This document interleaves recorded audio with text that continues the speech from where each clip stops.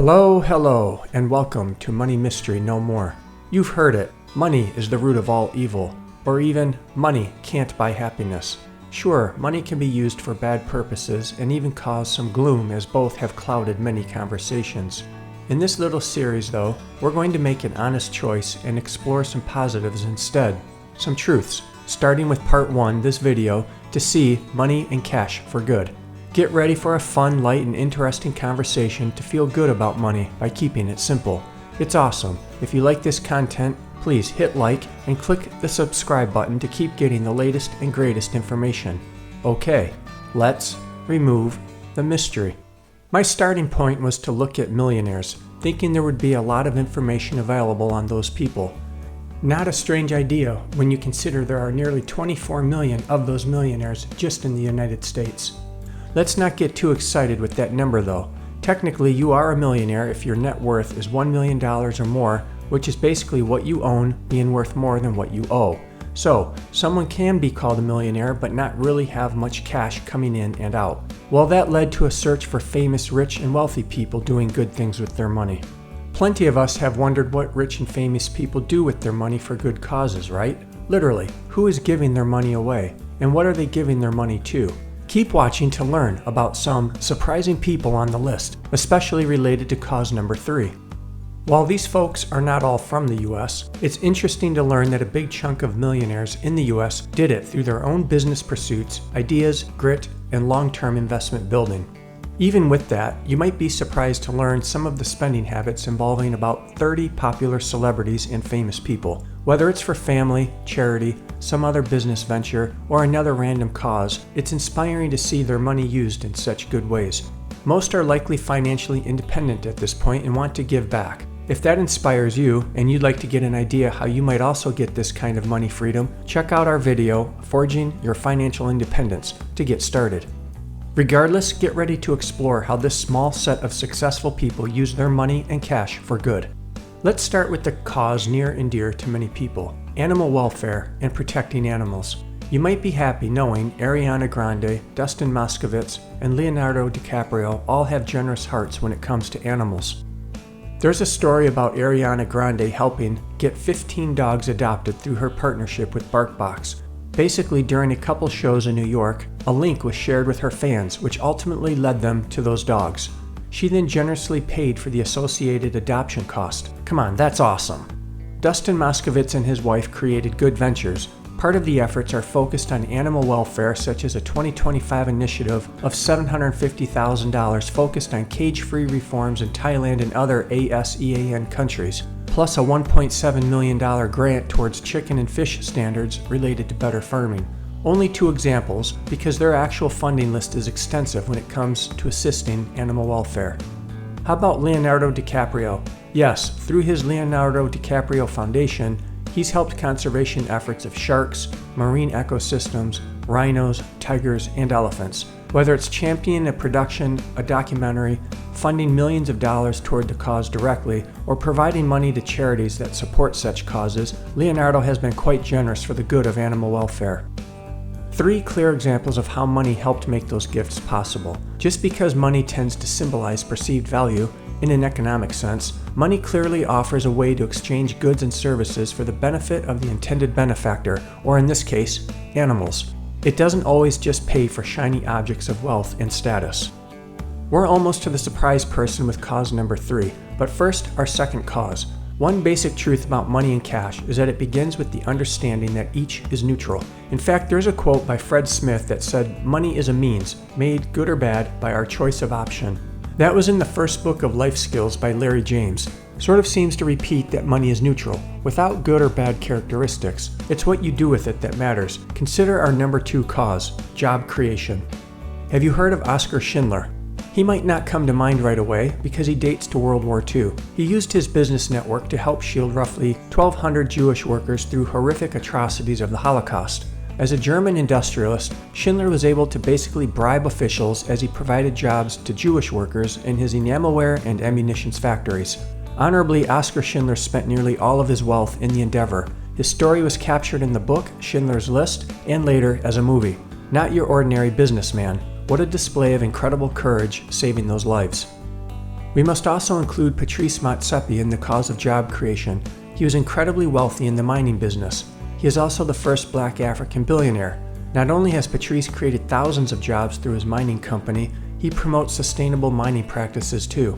Additionally, Motsepe Foundation has committed to mentoring and training 10,000 students and entrepreneurs. At the end of the day, Mr. Motsepe has pledged over $2 billion in donations with large sums going towards job-related funding. Isn't that fantastic? Those two people exemplify what Julio Malera wrote in his book, It Only Takes Everything You've Got, when he wrote, "Society entices people to lay back and seek comfort." Oscar and Patrice both pushed that envelope hard for the betterment of others instead of laying back and living with their riches and comforts. Number 3. A word of caution. Of the 30 people reviewed, this is the only person identified as contributing heavily to the cause of arts, but it's fascinating. This gift was completed in 1891 at just over $1 million.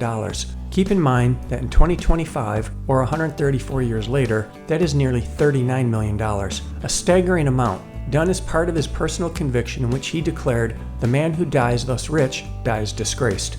Written in his essay Wealth, also known as A Gospel of Wealth, Andrew Carnegie lifted many leaders and philanthropists to give away significant amounts of their wealth during their lifetime, just as he did. Indeed, the famous steel industry titan paid for the world-renowned theater Carnegie Hall in New York City. It is true that he, his wife Louise, and friend Walter Damrosch planned it, but oddly he never sought other contributors to put in or match his gift. Andrew Carnegie paid the hall's deficits himself until he died in 1919. He further pushed Carnegie International in 1896 as an exhibition museum that would collect artworks of others instead of plastering it with self-portraits or his own collected works. Today, the museum has hundreds of those collected artworks, all for the exhibition. Going back to Andrew Carnegie's personal conviction, it's estimated that from roughly 1900 to 1919, when he died, he gave away nearly 90% of his fortune. At the time, that amounted to almost $500 million in US, or more mind-blowing, almost $11 billion in 2024 value. Contrary to "the man who dies thus rich dies disgraced," Andrew Carnegie gave away a vast fortune and clearly was not disgraced. We're going to look at one more cause, but that type of wealth is impressive, especially such generous giving. What if you were that rich? Would you use your money and cash for good like that? Many would agree that being wealthy and being rich are similar, if not the same. Words often used interchangeably, as one side of experts believing if you don't have much debt while also having enough income to do what you want, then you're wealthy. And being rich has that same general perception, but is also associated with someone having a lot of money and often a lot of possessions. It's those possessions that can separate the wealthy from the rich though. A perceived rich person can have a lot of debt and in turn low net worth. Wealthy people have a strong positive net worth. That means the assets outweigh the liabilities.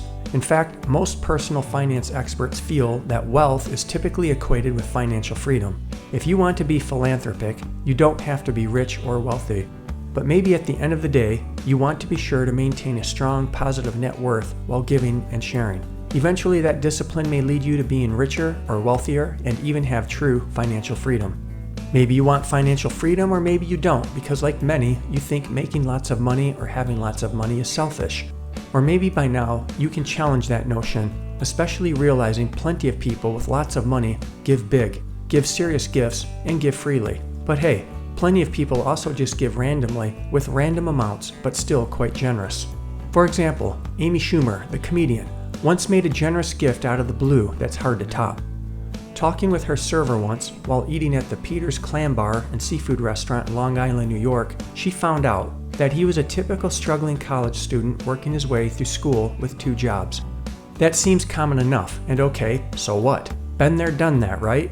Well, Amy paid her $49 bill, but apparently left that server with a $500 tip. Come on, really? What a generous act of random giving. Having money makes it possible. As stated earlier, money and cash are neutral. It has neither good nor bad characteristics. It's a tool, and it's what you do with it that matters. Trust me, there are plenty more stories of random giving from people you know, watched, and heard about. We will cover them in some of our next videos in this series. There's an old Japanese proverb that states, when the character of a man is not clear to you, look at his friends. Well, also look at how they use money. Now, think back to where we started. Money is the root of all evil, or money can't buy happiness. It's clear that Oskar Schindler Ariana Grande, and Andrew Carnegie didn't focus on bad purposes or cause gloom with their giving. Perhaps you can become like one of the people highlighted in this series, able to give away money however you see fit with no strings attached. And if you'd like a little help with your money journey, listen to one of our earlier episodes, Financial Literacy Leads You to Being Rich. Challenge the negative perceptions of money. Make an honest choice by exploring some positives, some truths, because a lot can be done with money and cash for good by keeping it simple. If you find this to be interesting, hit like, click that subscribe button below, and turn on notifications so you can keep getting the latest and greatest information from Money Mystery No More. I'll see you in the next video.